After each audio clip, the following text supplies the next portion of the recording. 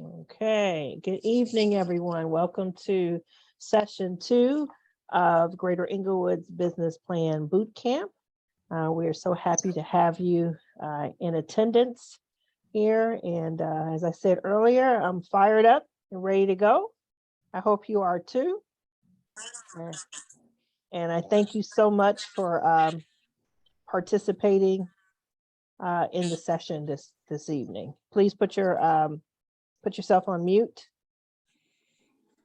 so we can eliminate the background noise. So the first thing I want to start out with is I know there is a success story out here in the midst. I know there was something positive that happened today.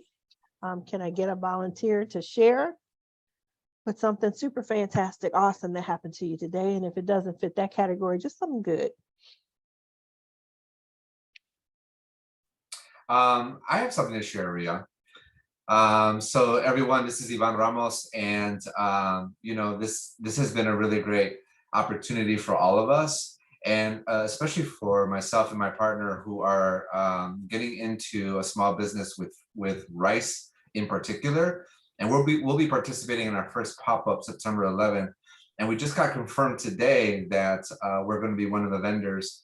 It's really exciting and scary at the same time for us because this will be the first time that we're actually doing this to make money. And so we're excited to get the news. And everything seems to be falling in line with us as far as the small business bootcamp, as far as this pop-up opportunity. So we got confirmation today that we're in this pop-up, and I'm excited about it. And I look forward to many more pop-ups and also other ventures that we want to do with our small business. So here we go, as we say, right? Excellent, excellent. Can you share that information with me? I'll share it with the team and I'll blast it out through our newsletter. Thank you, Ria. That's okay. Absolutely will. Yes, excellent. Anyone else want to share? Yes, I just want to share that I'm getting prepared to have the community fair with St. Bernard Hospital. I've been there as the chair for about 4 years now, and we're having a fair on September 10th at St. Bernard Hospital. And the theme that we're focusing on for the fair is health, housing, and education.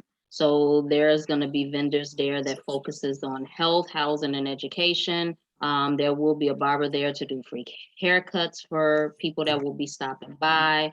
There will be Starbucks there for our vendors. I got Starbucks, the Inglewood store, to participate. And so I'm just excited because we haven't did a fair there at St. Bernard since the pandemic. Our last fair that we did was in 2019. So I'm just excited to see how things will turn out on the 10th. Excellent. Can you also share that information with me so we can get it out? I did email you the flyer. Did you? Okay. Let me just go through my emails. Can you send it to me again? So I'll look at it tonight. Okay. Okay, sure. Great. And if I see people here putting in the chat information, please just share your email address with me so that I can send you the flyer. Because I most definitely would love to see anybody there that would like to come. Great. And also, the other thing is when everyone, I don't know if you all have been able to sign into the portal, but you can connect with one another on the portal as well that has your contact information. So the team can connect, the bootcamp participants can connect together on the portal. All right, how about one more? Oh, look at David Mason. Look, you got another person on the bootcamp. What's his name? This is Mario. Hi, Mario. You take good notes, okay? Yeah, we can't do nothing with laptops without Mario. All right, very good. So one more, let's take it in threes. One more good news.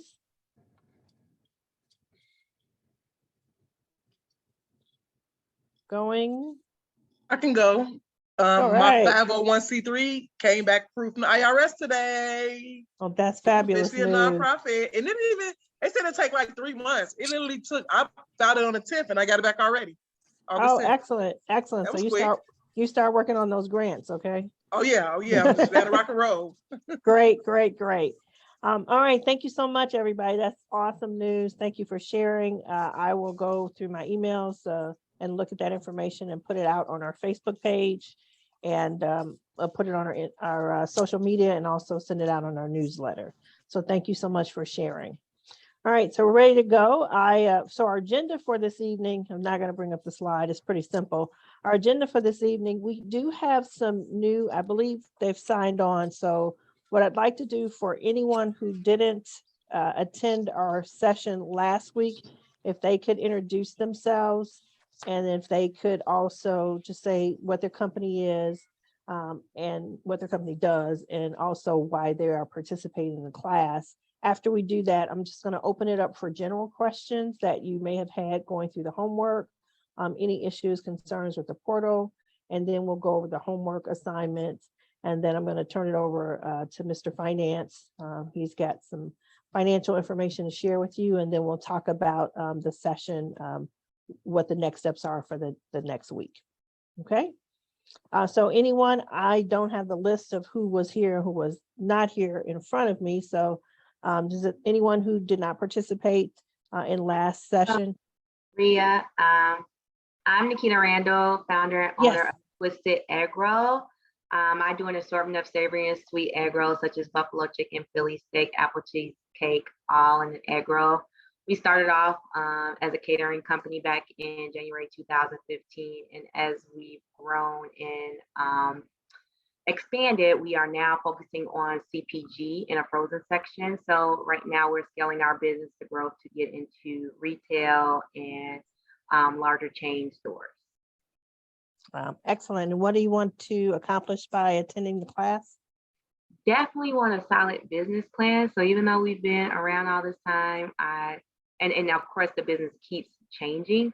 So I want a really solid business plan that gives you enough room to breathe, to change with the variations that you're doing with the company. So. Excellent. Great. One thing that you might want to consider with respect to, your business plan that you're developing is think about what's going on in the here and now.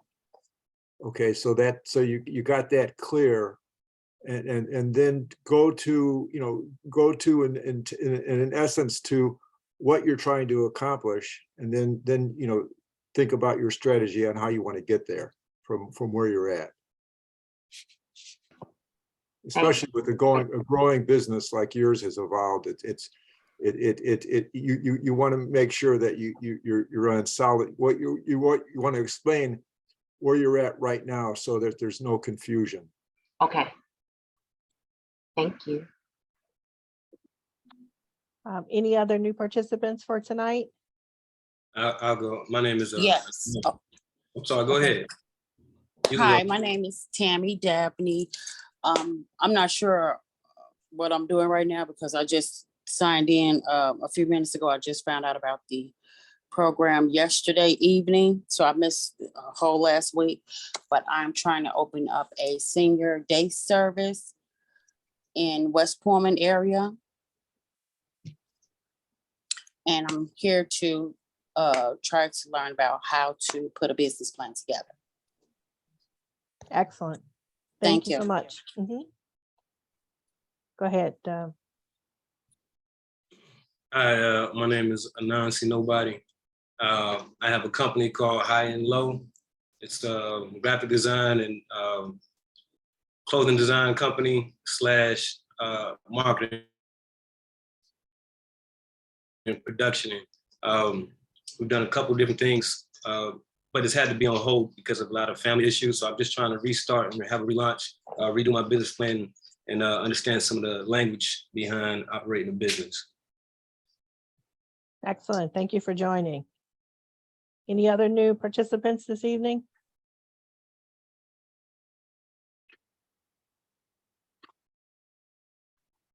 Okay, I'm just going through my screen. Okay. Who is user's iPhone?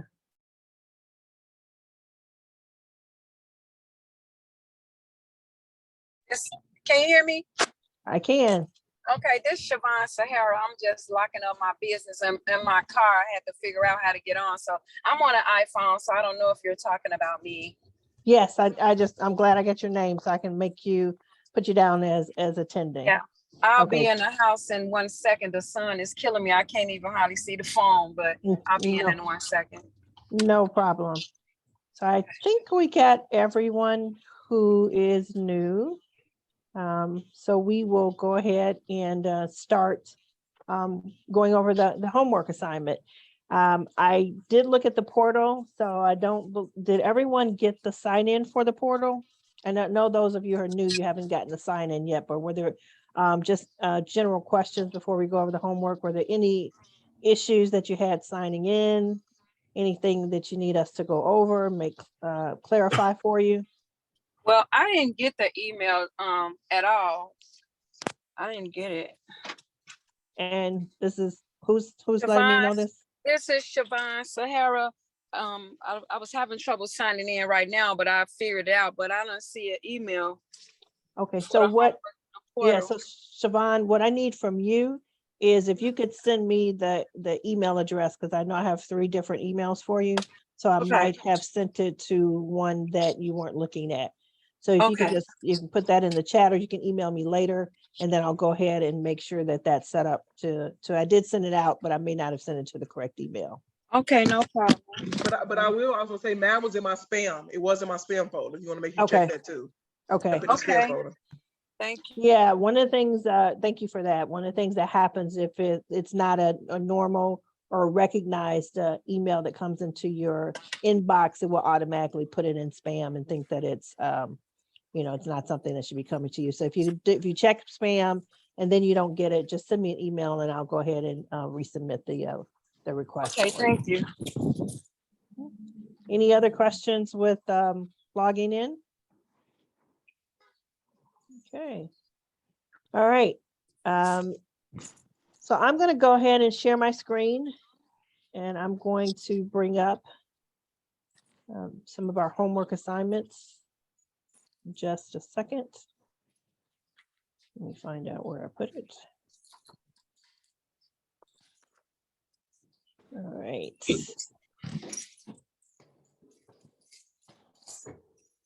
All right, can everyone see the the application for business on the screen? Yes. All right, and I did look in the portal, so I know we have a large group that didn't get a chance to fill out all of your assignments, but no worries, you'll have time to do that. But one of the things I wanted to talk to you about was the application for business. This particular document is really set up to act as if it were signing up for a work application, as if you were applying for a job. And the onus behind the application is for you to identify what your skill set is, your strengths and weaknesses. So as you're looking to build your company, you'll identify the gaps. And is anyone familiar with what we call a SWOT analysis? Strengths, weaknesses, that's one thing. Okay, so one of the things you want to look at as you're putting the team together, you want to have a good understanding of what you feel your strengths are. And then you can identify as part of your team what you need to supplement that and the type of individuals that you want to bring together with your team. So that was what was behind this exercise for you having to take a look at, what are my strengths, what are my weaknesses, what are my personality traits, so that I can, identify my leadership style. And then as I'm building my team, I know how to put together a good team that can supplement and make a holistic approach for the business. So for those of you who did complete it, any comments on how this exercise, how you felt? I know, Andre, you said it made you think. Yes. So is this something that caused you to give some thought?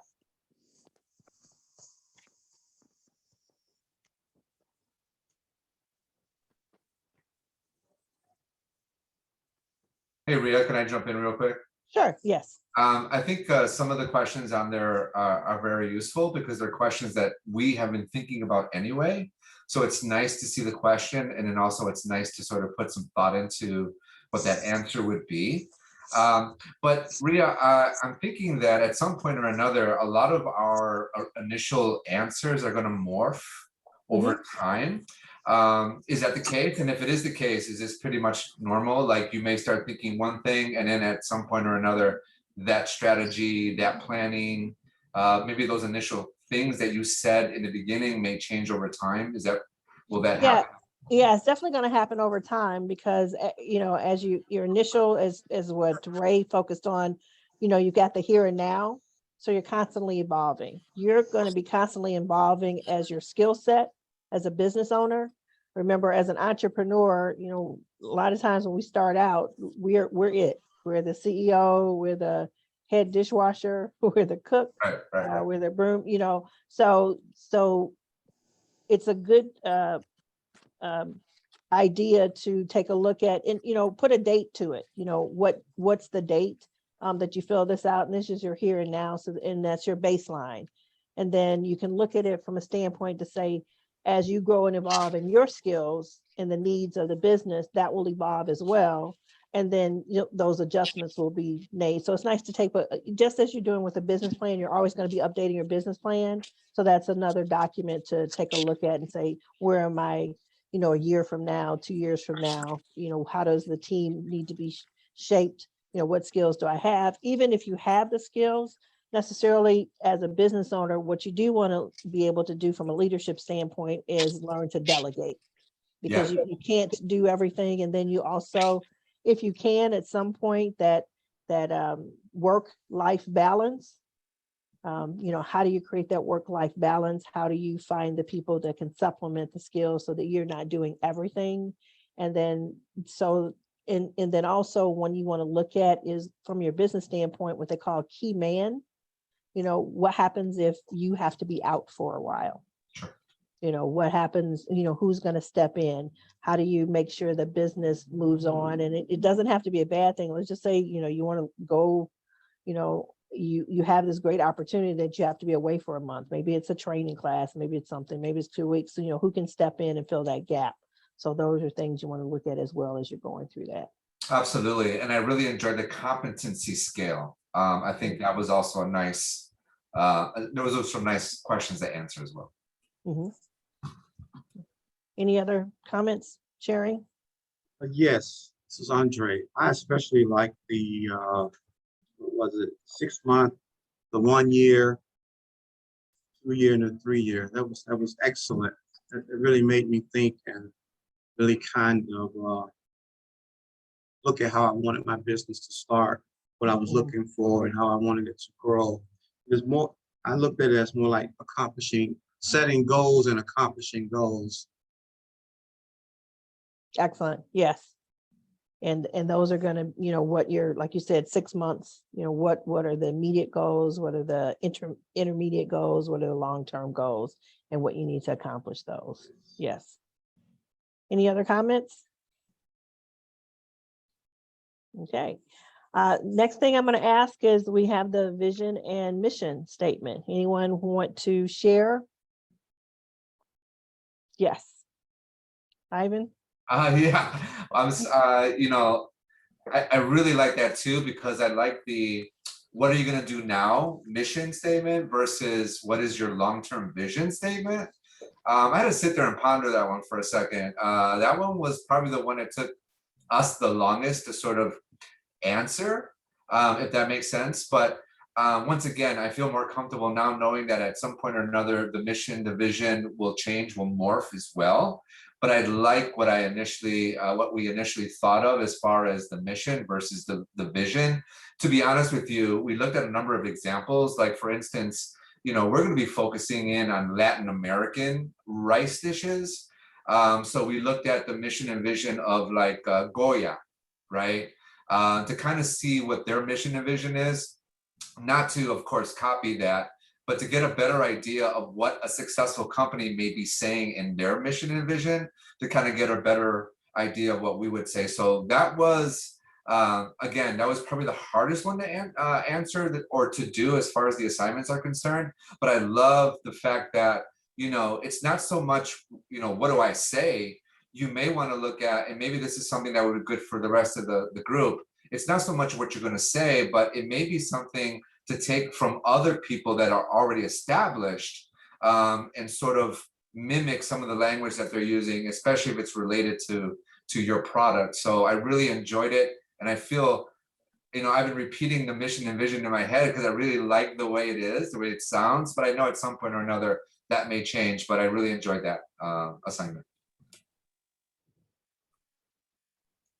You're muted, Rhea. Thank you. Would you mind sharing your vision and mission statement with us?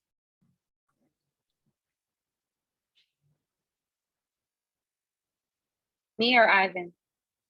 Ivan. And then I'll come over, Nicole. You're muted, Ivan. How about now?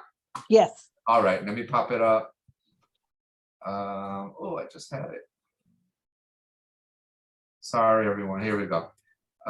Mission and vision. Okay, so the vision statement is uniting the world through traditionally inspired rice dishes that are infused with natural ingredients and native to Latin American culture. The mission statement is connecting community to healthy, economical, and great tasting rice dishes inspired by the cultural influences of Latin America. Excellent. Did you hear the difference there? The vision was a huge global vision. And then the mission statement was, what am I going to do? How am I going to focus on that? I'm glad you caught that, Rhea. And that's exactly what we decided in the end: long-term worldwide, short-term community. Great. Excellent. Nicole, you had your hand up? Yes. Yeah, I think it's been a long time understanding difference between mission and vision. And I just working at different nonprofits over the years, it's finally the one that I work at now, I finally understood what it meant. And so that kind of helped me be able to discern the two. I'm still working on my vision, but I realized for vision, it's like, what impact, how do you want the world or whatever area of influence, how do you want that to look after you're done? And the mission is kind of how. So the mission that I've been working on is we meet courageous people on their quest for a fulfilling life and equip them with tools to achieve personal, emotional, and mental well-being to realize a more peaceful and loving world. And that's for my company, which is the Lotus Layer Wellness and Yoga Studio. Excellent. Thank you for sharing. Anyone else? Don't be bashful. Sure, Rhea. I don't have a vision statement, so that's interesting to hear the difference, because I feel like when I worked with my brand manager, she wanted to more so choose between that, and values came into it too. So I went with mission and values. So I'll have to work on a vision. But my mission statement is,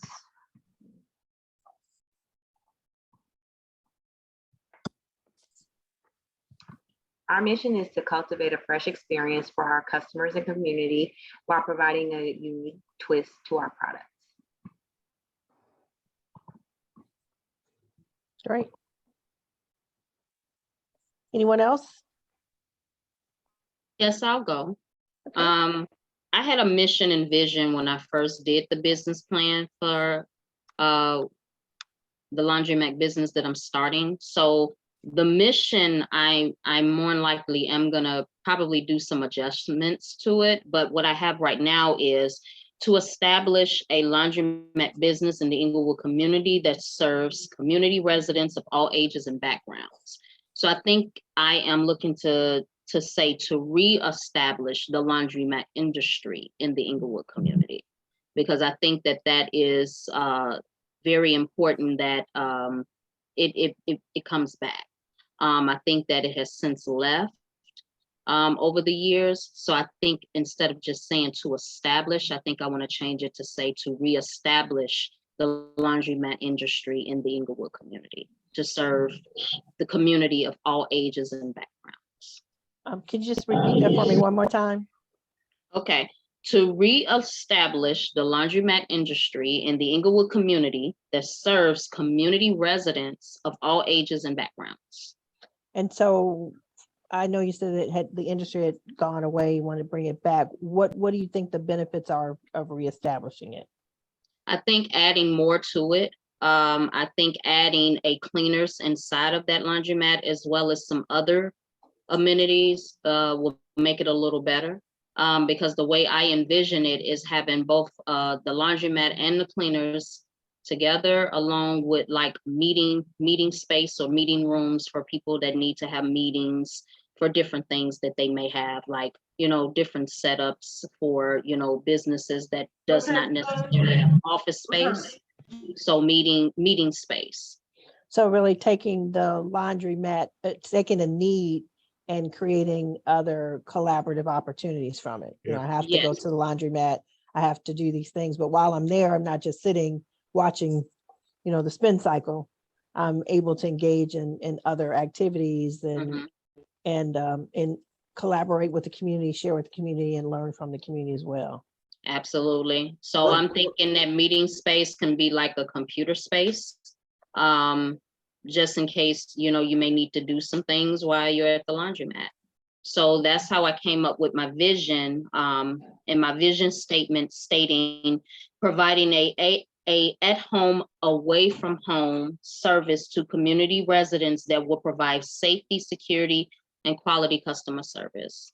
So I'm most definitely big on customer service. So providing a at home, away from home business. I think, Ray, I saw you had a comment. I was just thinking while Nikita was talking, because I remember working on your business plan with you and talking about these things. And one of the things that struck me, as you just mentioned, you know, the reestablishment, it almost sounded that it should be, maybe you might want to consider saying reinvent and reestablish. Okay, like, because what you're describing is really kind of a reinvention as well as a reestablishment. It's a little confusing, but I think that's what grabbed me. No, I think it's an excellent concept. So I wanted to just talk briefly why we're going through these exercises and doing these worksheets. We're preparing you to, we'll be giving you the invite to the business plan online tool. And the worksheets that we're going through are really in preparation for being able to go online and start that process of building the business plan. So I just wanted to give you some context to this. But what comes to mind with your reinventing or reestablishing, and I like reinvent, I really do. If you've seen those commercials that Xfinity has now with the students, and they're going to the community centers, and they're putting in IT Wi-Fi so they can go to the community centers. This is really, I think, something that will ignite the community, because this is something that you, as opposed to how I'm thinking through it, is, you know how you have so much time in your day and you say, well, I can't do this because I have to go here and do laundry. But you're creating a center that is not taking away from a learning experience. You're integrating the learning experience into a need. So I'm really excited about that. So. And another thing, the reason why I thought about a laundromat is because I was a property owner for a while. I had just sold my property this year in June, in which I owned for 17 years. And so I, was not able to provide my tenants with, laundry services on site in my property, due to water bill and things like that. So my thing is, laundromats most definitely are still needed in the communities, because you find that most landlords are just not able to provide that service in their properties. And especially when you are a private owner, such as, myself, I was a private owner. And so I was not able to provide that service to my tenants. So I thought that maybe bringing back that business will be something that the community would need. Excellent. Thank you for sharing. Would anyone else like to share before we move on?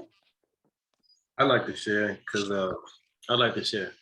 So I mentioned that I have basically 2 companies that I'm trying to relaunch, but it's actually a little further. So I've been working with nonprofits for 10 plus years, and I actually started an additional program for my company, my clothing production company. So I'll just read what I have. It's real brief. High and Low Design Academy is an extension of the brand and online clothing store of the same name, focusing on servicing inner city communities through arts education, graphic design, workforce development, apprenticeship and internships, employment, peer mentorship, and prison reform initiatives. This summary breaks down what those initial ventures are, what products and services provided, and who and how we serve the community at large. Okay. Yes, Ivan. Oh, just giving the finger pops. Very good. Anyone else want to share? No? Okay. I'm going to bring up a presentation that talks about, it's a little bit about, so we can go through. So that was excellent. Thank you for sharing. For those of you who have not had an opportunity to go in and do the exercise, I invite you to work through that exercise to get that accomplished. Let me go here and bring up. Okay, you see the screen? So this is a vision and mission. This is part of your resources. So you can download this and take a look at it in your resource center when you go into the resource center for the portal. But it talks about, again, words have power. Your words are the key to living a fulfilled existence. So when you look at, take the time to craft the right intention, for your vision and mission statement. Well-crafted vision and mission statement can help align your company's efforts and focus its strength on goal achievement. So one of the things when you're looking at creating your vision and mission statement, and we're talking about a business plan, is you want to, number one, clarify the vision and mission statement for your own company, internally for yourself, and also for everyone that works for your organization, because when that's aligned, everything is clear, it flows better. I don't know if you've ever been in a situation where you've spoken to someone or you've engaged with someone, they said, I work here, but I really don't know what they do. I go to work every day, they're not engaged. So this is a way also to get your team engaged and focused, to support what you're doing going forward. And also, when you're going forward to outreach for funding, so that the statement is clear, so that your funders will know, this is a mission that I want to get behind. One of the things that you can also look at, if you're looking, for example, we're partnering or funding, you can go to different corporations, and they'll tell you what their vision and mission statement is. And if it's something that aligns with yours, you can reach out to those, and there may be special programs where you can partner. Many corporate institutions also have foundations. For those of you who have nonprofits or special programs that they may want to invest in, go and take a look at a company that might align with the vision and mission that you're trying to accomplish, and see if that's something that you can create a synergy with them. That's something to do some investigation on. And we talked about the vision statement, that's your dream. Take some time, just dream big. You're going to take over the world. What's going to happen here? This is a big statement. It's all encompassing. And again, you can, rephrase this or look at it again, evaluate it, but you want to dream big. So that's really what's behind the mission statement. And then the vision, the vision statement. The mission statement is the doing piece. This is what, states who you serve, what you serve, and how you're going to do it each and every day. That's the one that keeps you focused. What am I doing today? Why did I get up? What are we doing today? Vision should be big, exciting, compelling. One of the things also, if you're looking to engage people in buying your product or your service, you want to have a vision statement that speaks to them. Why do I want to go and invest in this company? Why do I want to buy the product here? Something that's engaging to your consumer base, engaging to your funder base. The mission, who, what, and how. Who is it? What are we going to do? And how are we going to get it done? And then these are some of the things you can look at the different companies. And again, you can search the web. These are some things from Amazon. Excuse me. And their vision, our vision is to be Earth's most customer-centric company, to build. Yes. I'm gonna interrupt you. Are we supposed to be just seeing the page with the files, or are we actually supposed to be seeing? Because I only see. You don't see the screen share? I see the screen share, but I don't actually see the vision. The things that you're saying, I imagine you're reading them. I just see the file. Yeah, you're not supposed. Let me stop the share and start again. You're supposed to actually be seeing the screen there. Let me just. It's like the file isn't open. Oh, it didn't. Okay, it didn't come up and open. Okay, let's see if this works. Let me do the screen share. Sorry about that. And thank you. Let's see if we can bring it up another way. Can you see that? Or no? Still not seeing the file? No, it is. Now it's up. You see the screen now? Yes. Okay, great. Sorry about that. Thank you so much. So this is an example of Amazon.com, their vision. How do they fit together?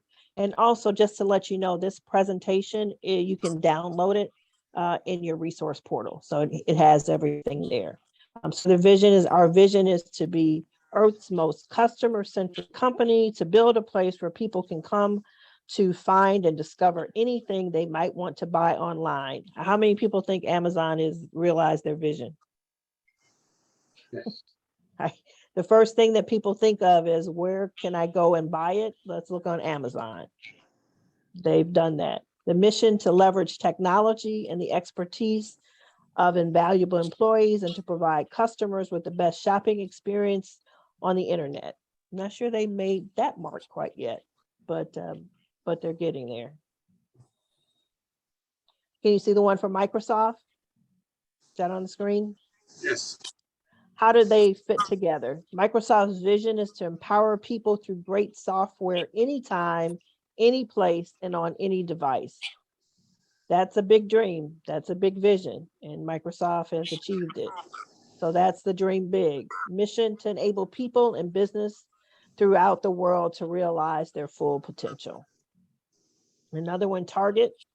How do they fit it together? Vision, guided commitment to great value, the community, diversity, and the environment. I think Target might have missed the mark a little bit on their vision statement, but hopefully they're still working on it. Mission statement to make Target the preferred shopping destination for our guests by delivering outstanding value, continuous innovation, and an exceptional guest experience by consistently fulfilling our expect more, pay less brand promise.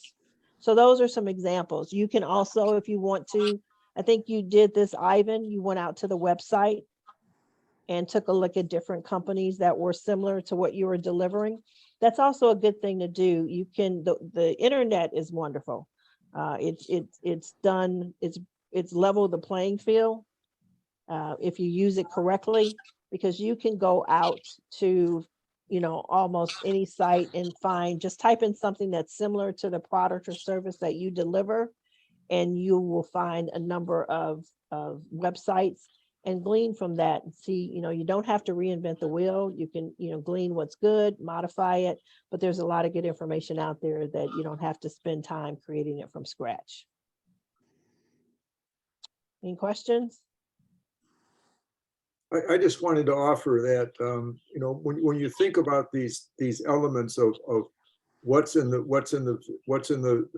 vision, what's in the mission, what you had to say about the cultural factors, that this provides an opportunity to kind of put into perspective what culture you want to drive within your organization.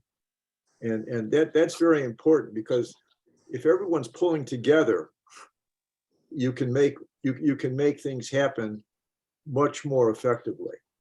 And so I think that some of the larger companies try to embrace that, but as you pointed out, they try to embrace it, but they don't execute it.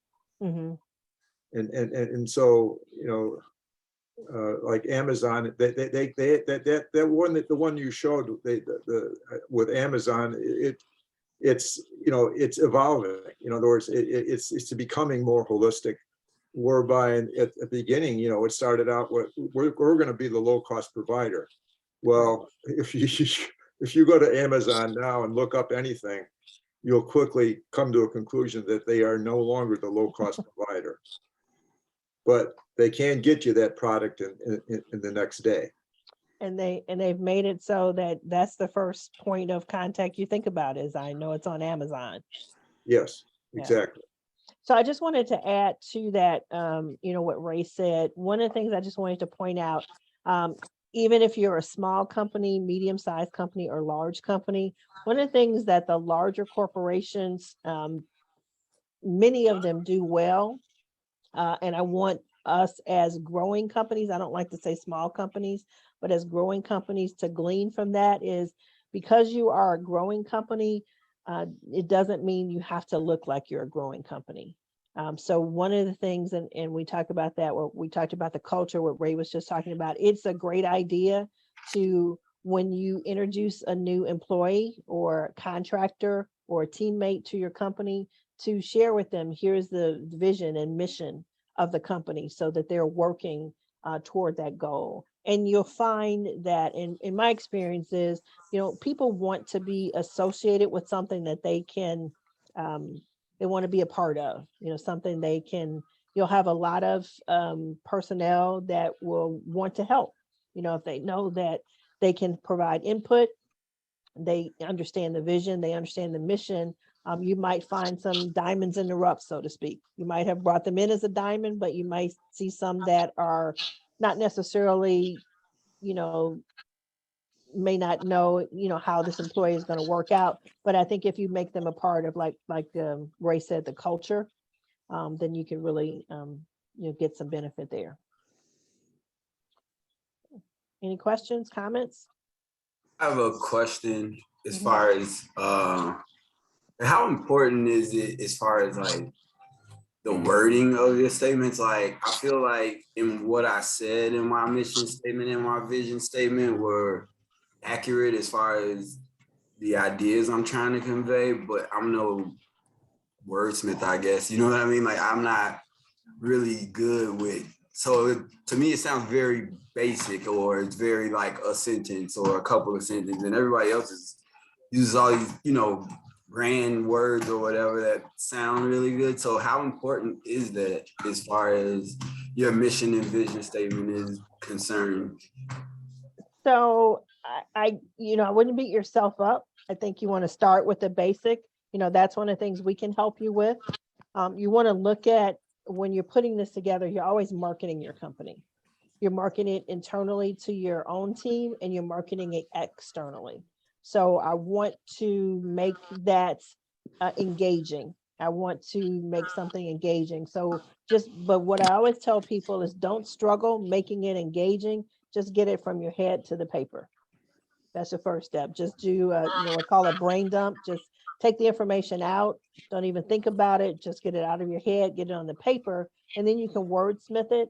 And that's why you have a team. We'll have some marketing classes that we'll be sharing also. That's what the advisors can do to help you say, and that's what your other team members can do. You can share that and say, here's my mission statement. How can we enhance it? That's one of the values of the boot camp coming together to say, let me just share this with the group.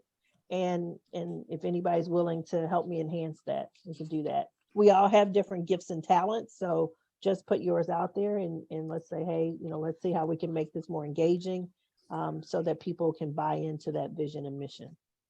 All right, thank you. Any other comments? Okay, we're going to move on to the startup cost. Let me bring that up for you.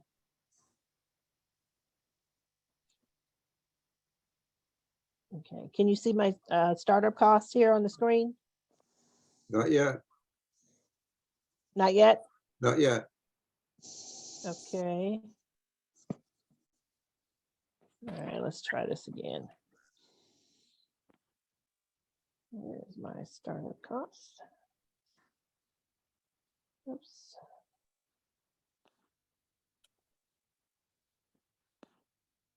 How about now? In the Yeah, files. now you need to open it up. Oh, it is open on my screen, so it's not open on yours? Not yet. Okay, let me do this again. All righty. I feel like all my IT training is going away. So let me open it first and then I'll come back in and select it. Okay, now let me share the screen.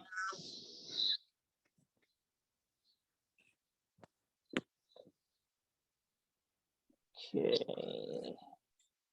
How about now? Can you see that? Yes, it's on Okay. now. Great, great, great. All right, so this is our startup cost worksheet. And if you have not gone through this, it's out there in the exercise. So what we really want you, and these are all fillable documents. So we really want you to start to go through and think through what your startup costs are going to be for your business. You're going to list exactly what you have here. And this is if there are other additional items we don't have listed here, please feel free to add them so that you can start to get a handle on what your costs are in getting to going with your business. And if you have been in business for a while, it's always good to revisit what your costs are now, just to make sure you have everything current. List the starting fixed cost that you have to pay only once, such as the following. So if you're starting the business and you've got furniture, fixtures, and equipment, that's a one-time cost.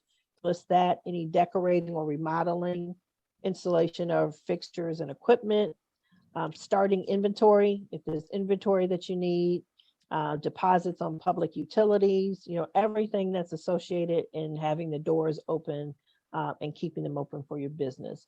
Legal and professional fees. I just want to comment on the legal and professional fees. I recommend that every business owner, one of the things that I see most often with our business owners is we very much focus on the sales and marketing, and we don't spend equal time on the operations side of the house.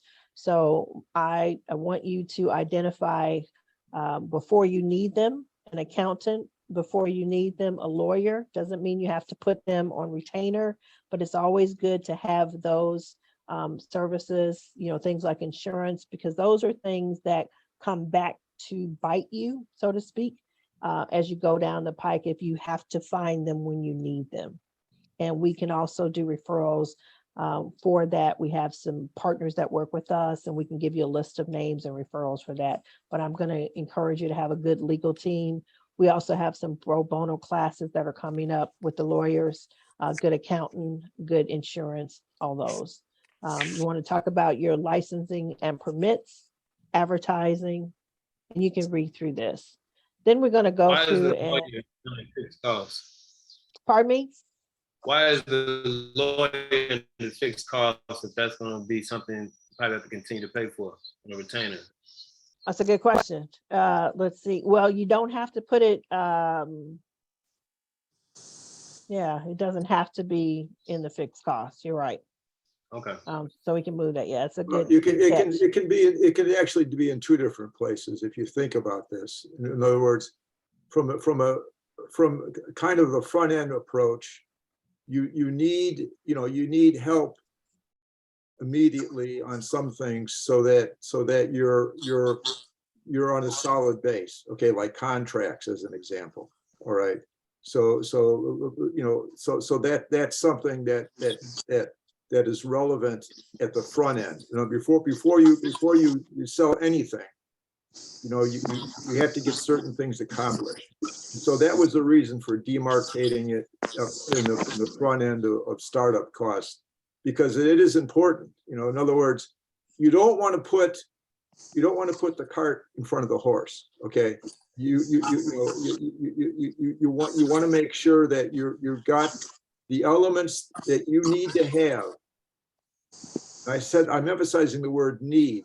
You have a lot of things you want, but what do you need to have to be operative in terms of startup costs? And think of it from that perspective, because in essence, you don't want to overspend on things that you don't need, that are going to, in essence, increase your costs when you're not at that operating range yet.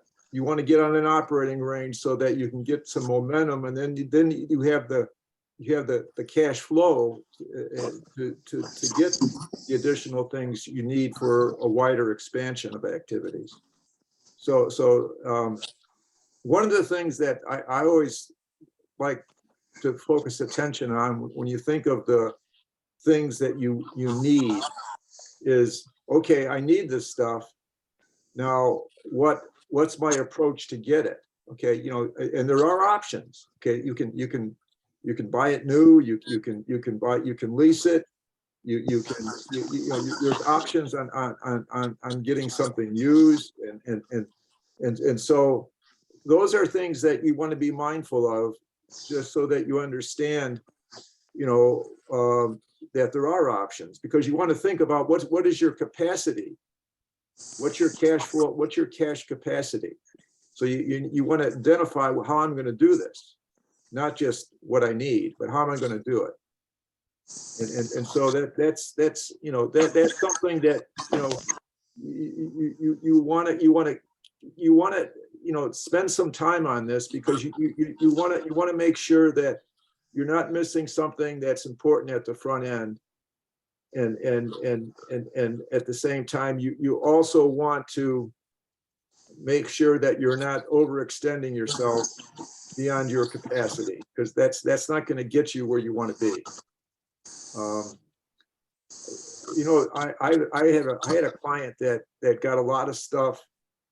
If anyone ever heard of Craigslist? If you Google it sometime, Google Craigslist. Okay, it's a place where you can, it's interchange for buying stuff that's on a marketplace. Okay, and they have a category called free stuff. And that if you're at the right time in the right place, you can get what you want, free stuff, and all you got to do is pick it up. So just think about the different options, as well as exactly, the different options on how to get stuff, as opposed to just putting stuff down and looking at the full retail price of things, when you want to make sure that you're doing the best you can with what you got. Great, thanks, Ray. So I'm gonna go through this quickly, and then I'm going to turn it over to Ray so he can go into more detail on the startup costs and the financing.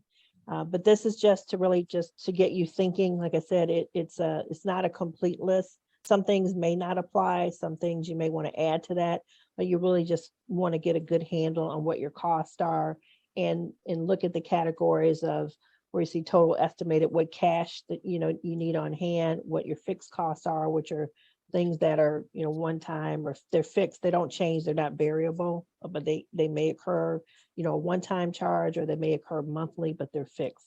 And then also, as you look below, your monthly expenses, like your salary, your payroll taxes, your rent, advertising. You may not do advertising in the front, that's a fee, but it's something that you might want to, use Facebook, do other things, as Ray said, that are either free or a minimal cost. But try to use this list to list everything as you can, so that you'll get a handle on what you need to keep that business going. And then you want to multiply that by 6. You want to so that you'll know, here's the dollars and the cash and that I associated with my business that I'll need to take me through for 6 months. And you can get a handle on what type that you need. You can do 6 months, a year, just so that you can keep the business afloat, know what the revenues have to be coming in to meet the expenses that are going out. Okay, Ray, I'm going to turn it over to you. Yes, thank you. The thing about the elements that you talk about in a business plan, financial statements, and all things that are relevant, to get a business off the ground. A lot of these things, are interrelated. Okay, so you want to understand that interrelationship, so that you can work it to its best advantage. So what I like about thinking about startup costs is that it gives you at least a focus on what does it take in terms of working capital that I might need to get something off the ground. Okay, and you can say, okay, well, I want to make sure that I can get this vision and the mission of that vision into an operational basis. Okay, so don't try to leapfrog ahead too much until you're satisfied that you've got proof of concept, if you will, about what is it that you're going to be selling, either on a retail basis, or if this is going to be something that's that's not a selling aspect, but it's a service. You want to be able to think through in terms of what are those elements that you need as a starting point. Okay, and because in essence, when you multiply the monthly operating expenses times 6, that just gives you an idea of cost for operations. Okay, you got to pay rent even if you're not selling something, right? If you've already, but we've had clients who unfortunately have decided that, well, I'm opening up a restaurant because I've got the recipes that my family has had for generations, and they've been very well received by anyone who's ever had them, and I know I can make this happen. But you got to get a lot of things. You got to get a lot of things in motion before you just go ahead and open up a restaurant. You have to have a skill set to be able to do that. You need to have, there's license requirements. You have to have a sanitation license and other things like that. So just to keep in mind that we want to be able to get a clear understanding of what it's going to take to get something to be operational that you can succeed in, that you can buy into, because you don't want to lose ground at the beginning. You want to be able to get momentum that's positive at the beginning. One of the things that I think is helpful when you think about these factors that are interrelated is that at the end of the day, when you start thinking about, okay, these are the costs, these are the expense factors, then you can think of, okay, what is my pricing going to be? So, the pricing is going to tell you what is it you need to sell to break even. Okay. But your objective is not to break even, obviously. Your objective is you want to be profitable. So, but doing the break-even analysis will tell you, what at a minimum you need just to break even. And then you apply that math on breaking even to add in what you want your profit to be.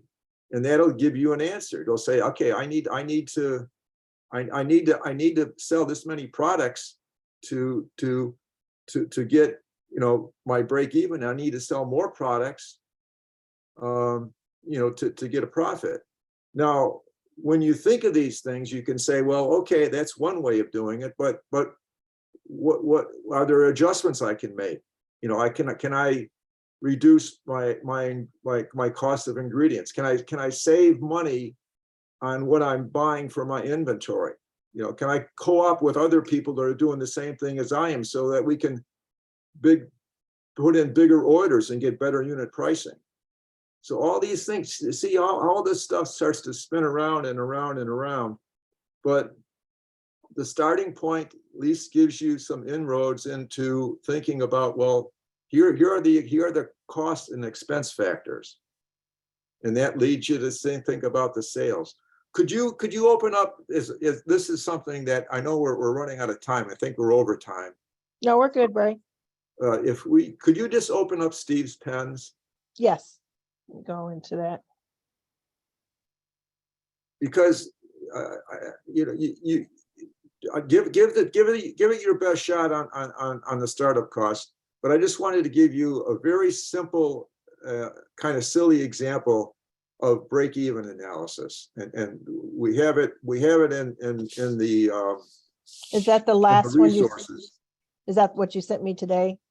No, that's not what I sent. Go back to resources. I'm in there. Okay, then you should see something called Steve's Pens. Yes, I see it. Okay, opening it now. Hold on one second. Okay, let me just download that. Okay. While Ria's doing that, I want to just stop for a second and ask if is there any questions on anything I've said, or have I just confused you too much to the point to where you can't make heads or tail of what I said? I got a question. Oh, go ahead, Ivan. Thank you. Real quickly, Ray, I love everything that you're saying. For the startup cost worksheet for us in particular, we were just basing that on the pop-up and what we're going to need for this pop-up. We're not as sophisticated or advanced as a business, but the spreadsheet really helped us to determine what do we need right now in the immediate leading up to the pop-up. So a lot of the expenses on the sheet itself we left blank, but there were some items on the sheet that we knew that we're gonna have that, we're gonna be spending that money for the pop-up. So that really helped us for this initial pop-up. So for us, it's really just looking at what we're gonna need for the pop-up, and then really helping us as a guide for that. Yeah. No, I think that's a great point, because in essence, if you're looking at this, at this pop-up as really being an inroad to proof of concept, okay?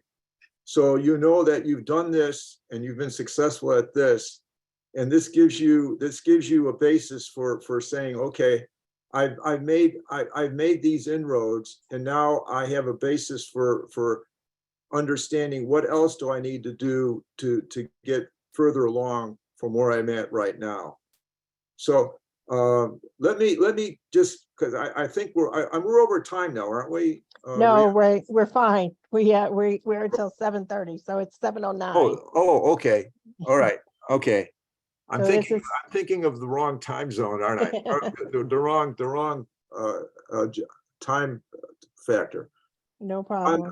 This is a little example of a person who's selling pens. Okay, so they're a reseller, and so they're buying pens wholesale, and they're selling them retail. Okay, and you can see that these pens they're being sold for $1 each, okay?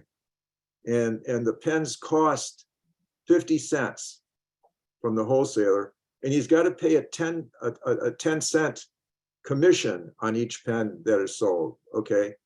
So the variable costs are, are 60 cents or 60% of the sales price, okay? So what does that leave you with?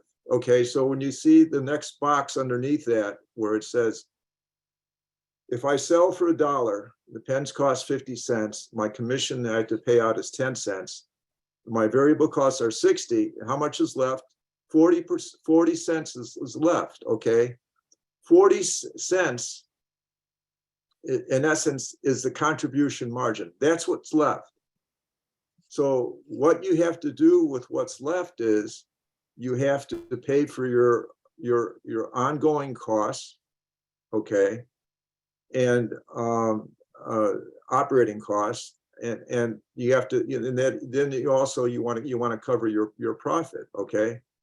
So unfortunately, Steve made some very bad decisions, and he bought a huge warehouse that he's renting, and it's something that was part of another plan that didn't work out.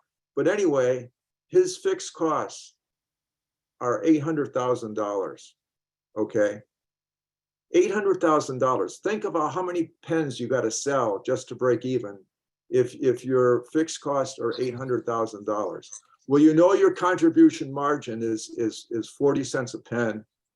And so you can take that $800,000 and you can divide it by the 40 cents. And that's going to tell you how many pens you got to sell. Okay. Well, if you do that math, you'll see that you need to sell 2 million pens. Okay. That's a lot of pens. And this is just to give you an example. So what if you wanted to make $200,000, beyond breaking even? Well, just divide 40 cents, divide $200,000 by 40 cents. And you can see that, you got to sell, I think 500,000 pens more just to get $200,000. So this is just really kind of a silly example, but you can think about this as being something that we can do on a more sophisticated basis. And we've got some examples that provide that in the resources. Okay, if you go to your resources, just if you could, can you put up the resource? Yes. 1 second. List? Yes, I can. Okay. Let me get out of this. Did anyone have questions on Steve's pens, or is it just that it's hard to get beyond something being so way off that the fixed costs are $800,000?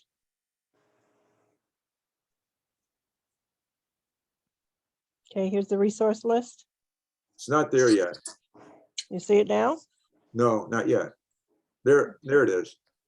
Okay, so as an example, there's a look. Okay, case study, barbecue, proof of concept, financial base. Do you see that? That's like the one, two, three. It's the fifth item on your resources. Okay, that does break-even analysis for a kind of a startup barbecue business. A woman had a big smoker that she pulled around in a truck, and she had a pop-up space for 6 months, and so it kind of goes through her experience with the elements of the cost and the sales and everything else, and that there's a break-even analysis on that. The other one is a little more, really much more complicated, and that's the one on that's the one you put on today. I think that's the case study cohort class 92820. Yes, that's it. That's it. Where's that? That's It's right above the barbecue. right Right. above the barbecue. Okay, Mhm. there it is. That one's really has to do with a situation where a woman had a daycare operation and she wanted to expand it. And it's very complicated. I don't know if we have anyone who's doing childcare in the class, but that would, I would suggest do the barbecue one to get to get so you can get the silliness of Steve's pens out of your mind and get to something that's more tangible.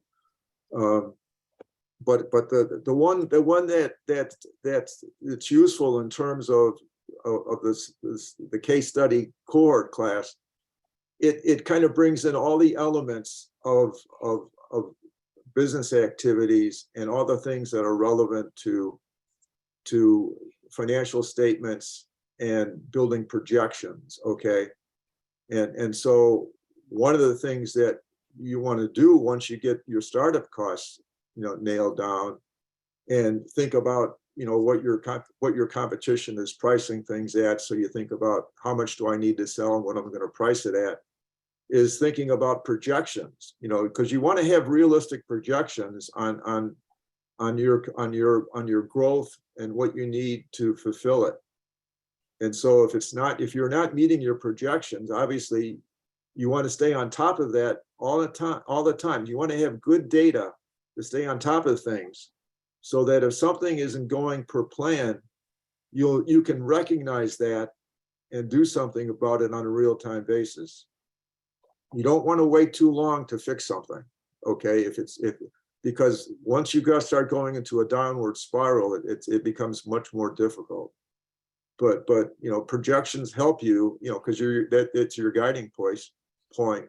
That's your guiding, if you will, and that's really what a business plan is all about. It's a roadmap, right? So what we're trying to do is we're trying to give you some idea of these technical elements of finance and marketing and things of that nature. But the point is that you don't have to absorb all this stuff in one day. Okay, kind of work through it. There's also, I think, financial terms Yes.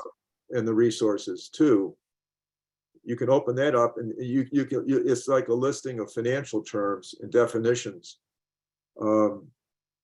So one of the things that we talked about earlier today, Ria, was like next week there's no class, okay, but you'll get a chance to work on the research aspect. So you're going to talk a little bit about that.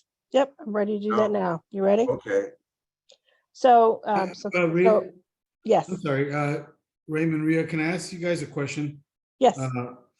So, I think last week I had asked, see if you could find out any resources for me related to like doing cost analysis, or like some sort of, maybe affordable software out there for projection, for landscape projections and stuff like that. I've come across a few different softwares, and they're in the ballpark of like 500, 600 a month for the professionals, for the professional level of this. And it's like they pretty much help you, like send estimates. They have customer interface involved in it, and they it allows you to, like, maybe when I get big enough to have like multiple crews, where I could like do the tracking and like all the analytics that comes with like running and operations of landscaping. Mr. Bacon, since you're on today, I was just curious if you knew any any insight on that, any kind of guidance you can give me with as far as like cost analysis software out there, or templates that can help me kind of lock in what is where I want to be ideally when I'm providing a service Yeah. in landscaping. Sure.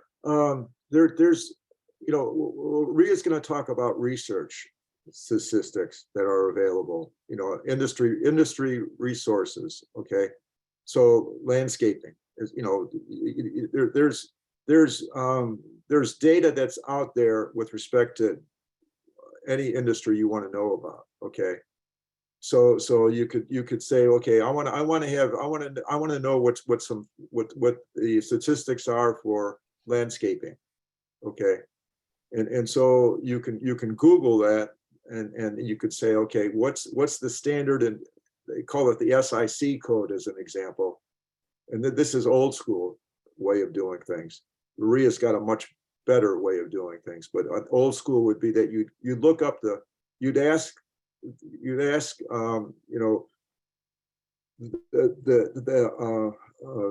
to tell me what's the SIC code for landscaping, standard industrialization code. Okay. And you go to that code, and then you could get the data for that's available for that. But Ria's going to give you some information that's much more user friendly than going through that laborious way of digging through standard industrialization codes and looking at data. But what the answer I wanted to give you beyond what Ria is going to provide to you is that there are other tools that you can use that we can help you with. But it's better to get an understanding of getting everything operational before you start thinking about, what do I need to control my environment on a larger scale. Okay, because you got to build that. You got to build build the fundamental base first. And as an example, we've put on a program. I'm thinking of Profit Mastery. Yes. Ria. Yes. And Profit Mastery is a program that kind of goes through the financial elements that you need to pay attention to, so that you can stay in control of your operations. And it's a very good system. Okay, but it takes time to talk about the fundamentals that relate to that, and then how you can perceive variations that are outside of the performance norms that you should be operating in. Okay, and so I don't want to take us down a street that's going to overcomplicate what we're trying to start with here. What we're trying to start here with is a base. Okay, and if you want to talk about getting the next steps after that, we're obviously available to help you with that. But right now our focus is on the base. Okay, and so to do the base right, you need to think about doing research on what you want to do in the here and now. And that's what Ria is going to talk about, so that you have sources that you can rely upon to get the help you need right now for what you want to do. So I'll just jump right in. Thanks for that handoff, Ray.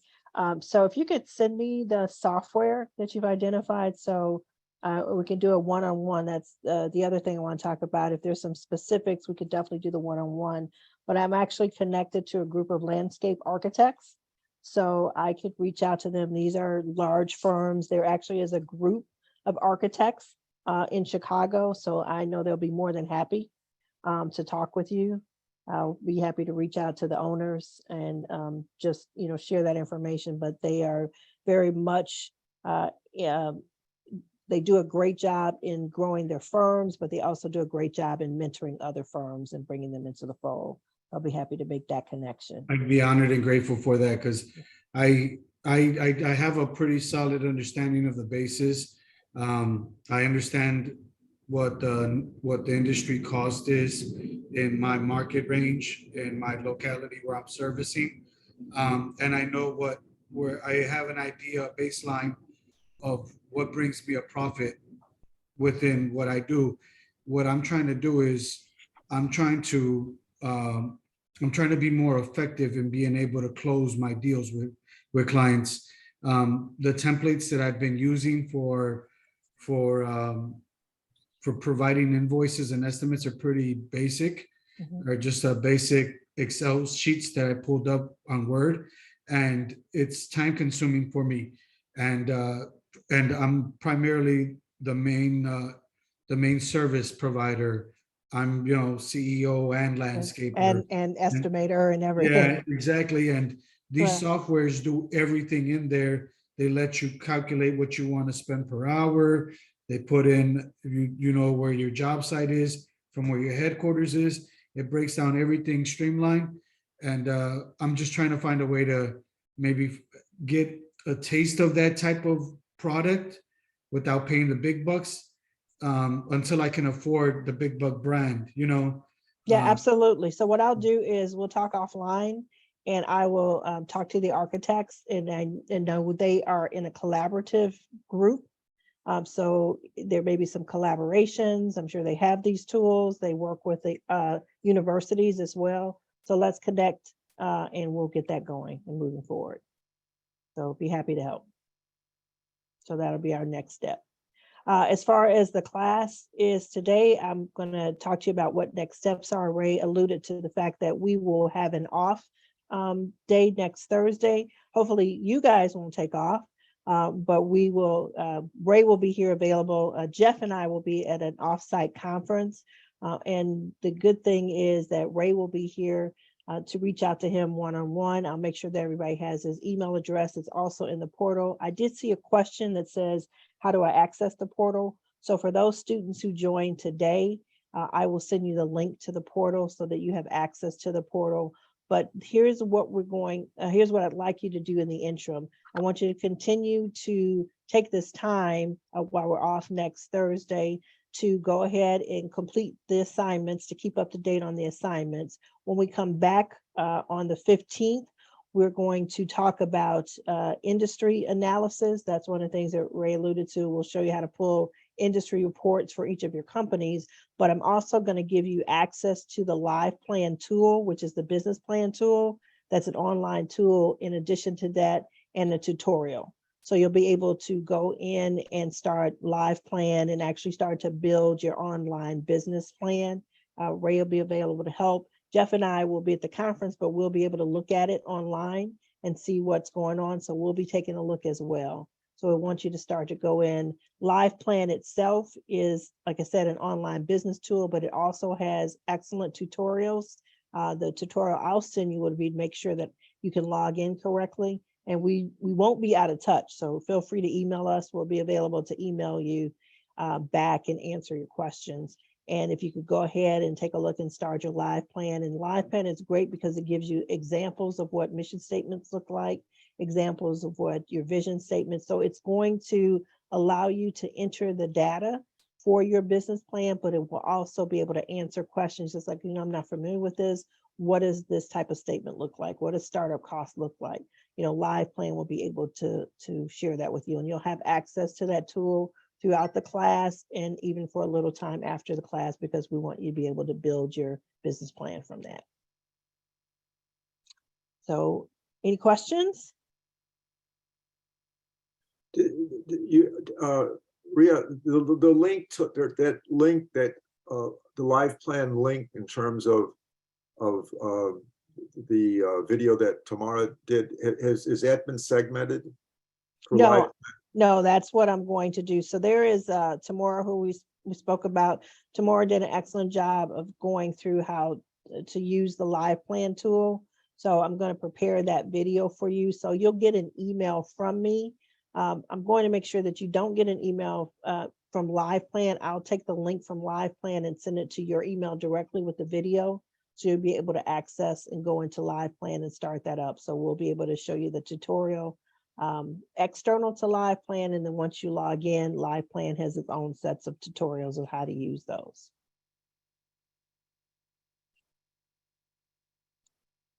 Questions?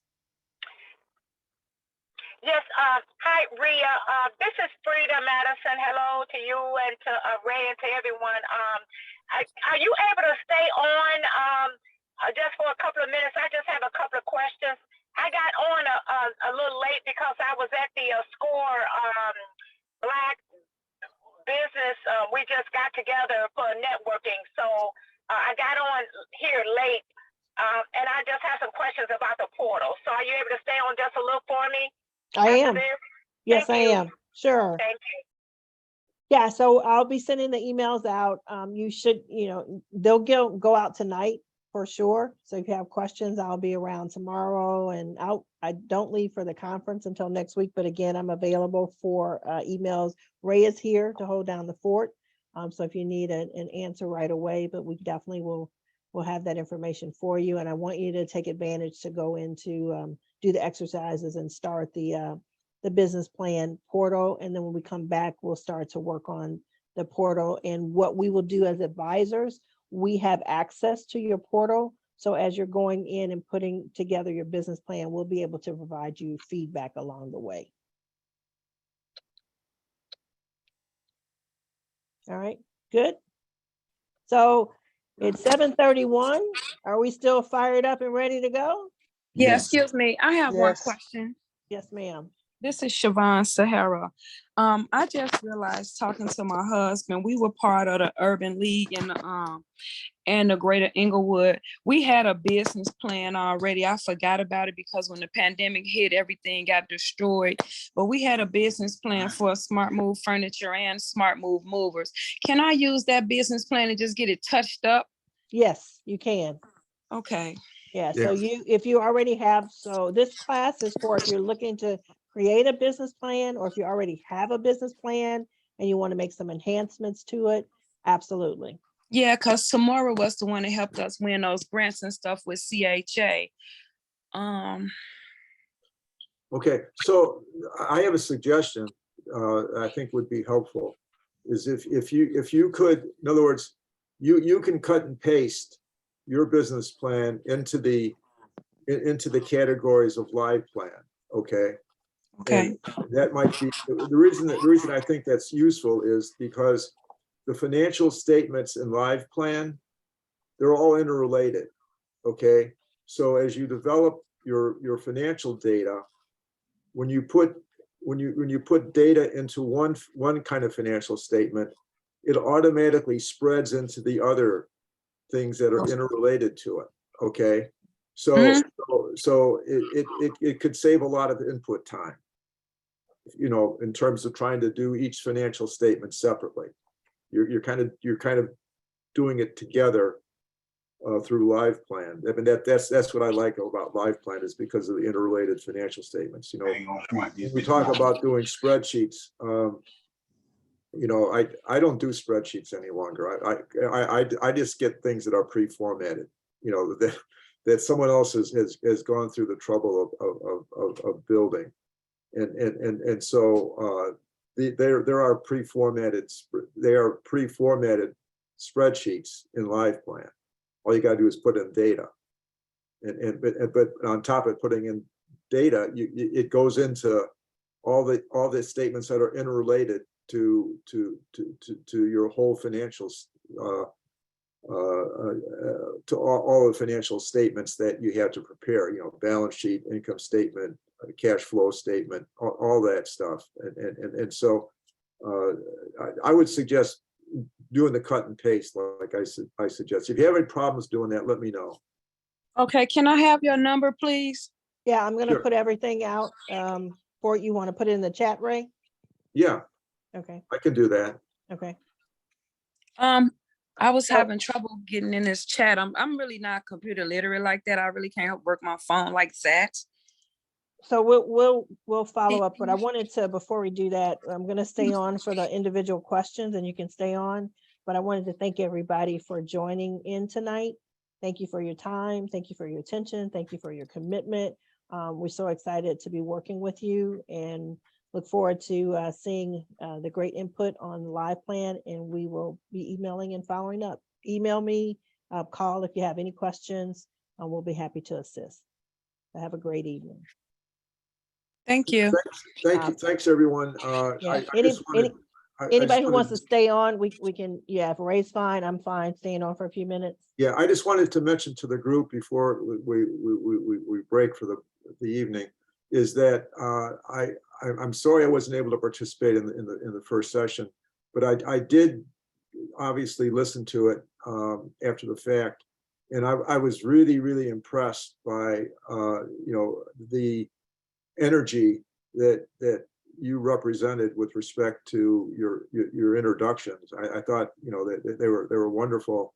And one of the things that I mentioned to Rhea was that when I was listening to your introductions, I was thinking that in many cases, you in essence were providing insights into your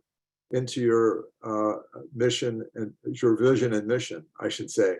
And I thought that was very insightful because in essence, the way you communicate it is kind of like that already. So fine tuning it, is just taking another step. Okay, great. Thank you, everyone. So those of you who wanted to stay on, Frida, you had some questions?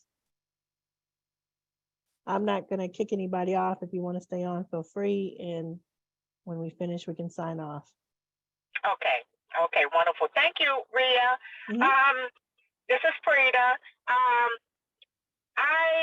I know that you had sent the email, and I can't remember if it was 2 links. I need to go back on, and I'm out now and sitting in the car to go to another location. So I did get on. I went on a portal.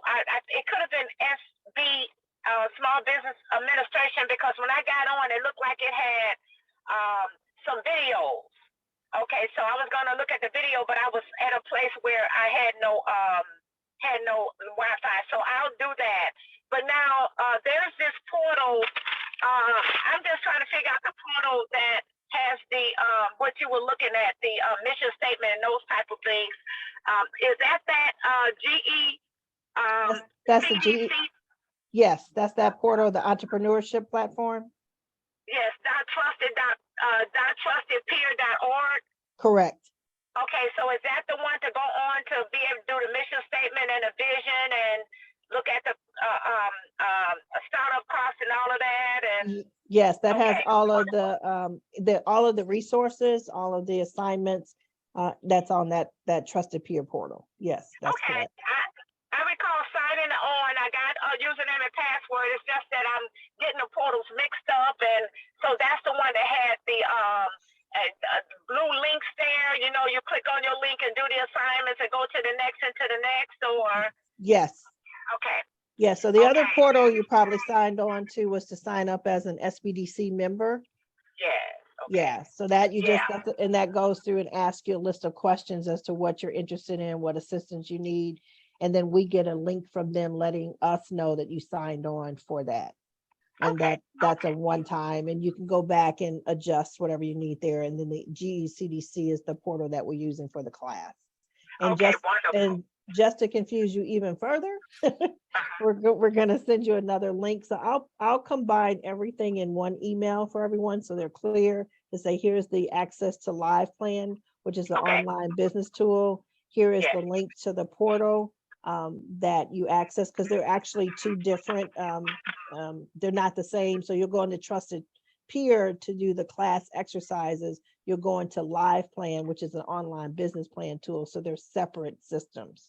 And then I'll identify what the SBDC link is, just to sign up to become a client of us, that allows you to have access for the free sessions. Gotcha. Absolutely. Thank you so much, because I was going to ask about the Live Plan. Is that with the GECDC trusted? No, but no, it's not. It's going to be its own link for that one. Correct. Okay.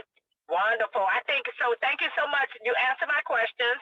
Okay. There's another question. Hey, there's two members here that I'd like to really get in touch with right away. I was sending them a little email directly to them. I mean, in the chat. I mean, a little notice in the chat, but I guess they didn't. But the one who just talked, I think that was The Savon. landscape architect, the landscape, or No, no? the move furniture, the smart move, because when she says she's getting Tamara helped her with the CHA contracts, and that's what I'm aiming for, to get Okay. some CHA contracts. And I'm part of community organizations, you know, Chatham Business, Greater Chatham Initiative, Inglewood, and things. But sometimes you want to talk to a person who really did it, you know, who actually got the business, and to get a Sure. little insight there. So her, and also Natika Brown. Okay. Nikita Brown. She said that she had helped someone with the Neighborhood Opportunity Fund. Okay. And just want to get some insight from her, because I may be what is that other grant coming out in December, because it just ended So community. yeah, so we can also assist you with that as well. But if you want to talk to another person who's actually gone through and gotten the grant, so there'll be a Neighborhood Opportunity Fund grant, and there's also the recovery grant that is coming out. So that's either going to come out, it's either going to be announced in December to be submitted in January. That's the way they did it last year. My understanding is from the people that just submitted in August, awards will be announced in November. So they will probably send out open up the portal again in December for the grant to be submitted sometime mid or late January. But we can keep you posted. Yeah. That's And then, the grant, absolutely. okay. But I wrote the two names down, so I'll connect you with that. And also in the portal, I'll send instructions on how you can communicate with each other directly in the portal as well. Great. Rhea, can I call you tomorrow? I just wanted to get just a little insight of I got a little insight, but I need it over again for the recovery grant. Sure. Unless somebody else have questions, I just want to ask you a couple of quick questions on that. But if someone else wants to talk, that they could. Natika say I'll call you tomorrow. Okay, because I gave her my number. Thank you. Okay. Great. Yeah, so you can call me tomorrow, but real quick, the recovery grant is it's two separate grants. The small grant is up to $250,000. The large grant is up to $5 million. They're what you call a reimbursable grant. So the city pays 75%. You have to come up with the 25%. When you submit the grant, you have to show the city where the 25% is coming from. So they want to know that you have the funds to complete the grant. It is for construction and purchasing. The difference between the recovery grant and the Neighborhood Opportunity Fund. The Neighborhood Opportunity Fund is limited to certain zip codes. The recovery grant is anywhere in the city of Chicago. They do put emphasis on if you're an Invest Southwest neighborhood, but otherwise it's anywhere in the city of Chicago. And the large grant is a bit more involved because you're asking for larger dollars. So they're going to ask for construction plans. They're going to ask for architectural designs. So it's a bit more information than they ask for the larger grant. Okay, great. Thank you for that. And the construction end, that's what I wanted to know. It's for, like you said, you can turn and you mentioned that last week. Thank you so much for that. You kind of mentioned if you turn your house over, your property over, and anything falls, they don't cover that. So it's in a way, what they do, like, is it the major, like the roof, the windows possibly, or the it's really thinking the electrical plumbing? Right. Think about infrastructure. So furniture. So if you turn your house upside down and things fall out, they're not going to pay for that. But it's your plumbing, your walls, your infrastructure, the drywall, those types of things. They'll pay for outside as well, facade, anything that's going to be a permanent fixture to the place. Not something that is temporary that you can take out, but anything that's a permanent improvement on the space they'll pay for. Okay, wonderful. Thank you. Rhea, is your phone number going to be on those emails? Yes, it is. Okay. I appreciate appreciate everything. Thank you so much for the information. Oh, you're very welcome. Thank you. Welcome. Rhea, I did have a question, and it was in regards. I don't know if you want me to reach out to you tomorrow about it, but the form where we had to like calculate like costs and things like that. That's where I struggle, and I think that that's where my anxiety gets high, because is it more of a am I approaching it with a hypothetical, or are these things that I don't have like overhead and things like that as of yet. So I'm really confused when it comes to that part of it. So you sure can, but the person I'm going to ask you to reach out to is Ray on the Okay. finance side of it. Yeah. And he can go into that. And from a standpoint of hypothetical, you're saying that you haven't started the business yet, or are you? Well, no, I have started. So I have started a sector of the business. So I'm in balloon decor. So I basically create, balloon structures and things like that. But the opposite side of it is I'm creating a product, and I haven't started that part of it yet.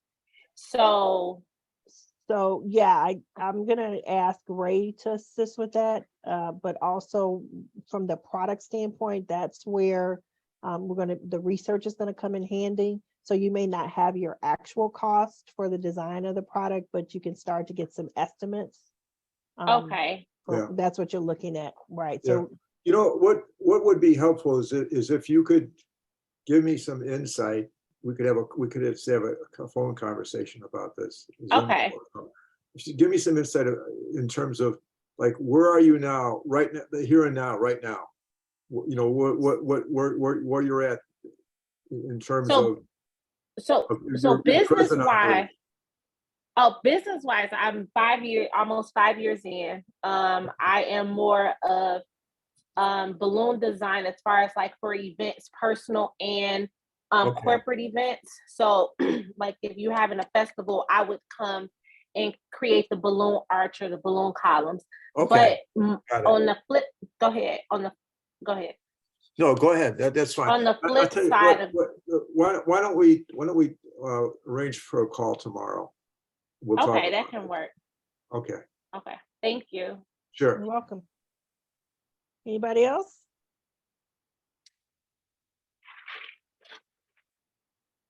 All right. Well, everyone. Okay. Well, good night, everyone. Right. Good Thank you night. so Thank much for you. your time. All right. Have a good evening. Bye-bye. Good night. Thank you so much. Good night. Bye-bye.